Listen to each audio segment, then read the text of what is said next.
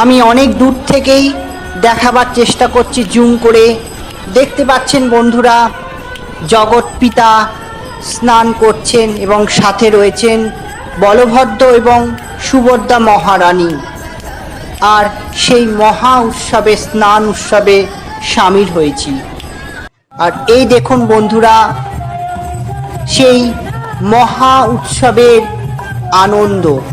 তো এখন আমি হাজির হয়েছি তারকেশ্বর ইস্কন এর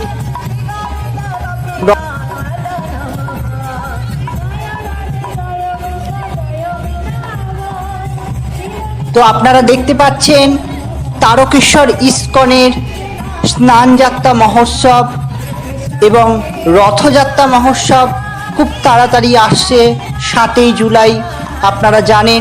এবং গত বছরও আমি কিন্তু ব্লগ দেখিয়েছিলাম তারকেশ্বর নতুন বাস স্ট্যান্ডে মহা সমারোহে রথযাত্রা মহোৎসব হয়। আর এই জায়গাটা হচ্ছে তারকেশ্বর কল্যাণী আবাসন। এখানে জগন্নাথ দেবের অস্থায়ী মন্দির রয়েছেন, সেইখানেই কিন্তু এই স্নান পর্ব হচ্ছে। স্নান পর্বটা বাইরে হচ্ছে, আপনারা দেখতে পাচ্ছেন জগন্নাথ দেব স্নান করছেন এবং সাথে সুভদ্রা মহারানী আর বলদেব রয়েছেন।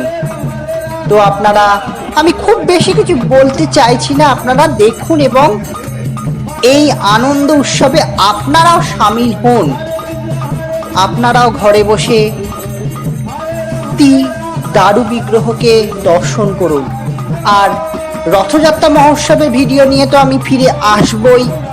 তো আপনারা ততক্ষণে এই ভিডিওটাকে উপভোগ করুন আর জগন্নাথকে কাছে আপনারা আপনাদের মনোবাঞ্ছা জানান, অবশ্যই তিনি পূরণ করবেন। দেখতে পাচ্ছেন প্রত্যেক বছর মহা ধুমধাম করে স্নান যাত্রা মহোৎসব হয়। আর আজকের দিনটা কিন্তু জগন্নাথ দেবের আবির্ভাব তিথি হিসেবেও ধরা হয়। দেখুন জগন্নাথ দেবের আরতি পর্ব চলছে, অভিষেক পর্ব শেষ হয়ে গেছে।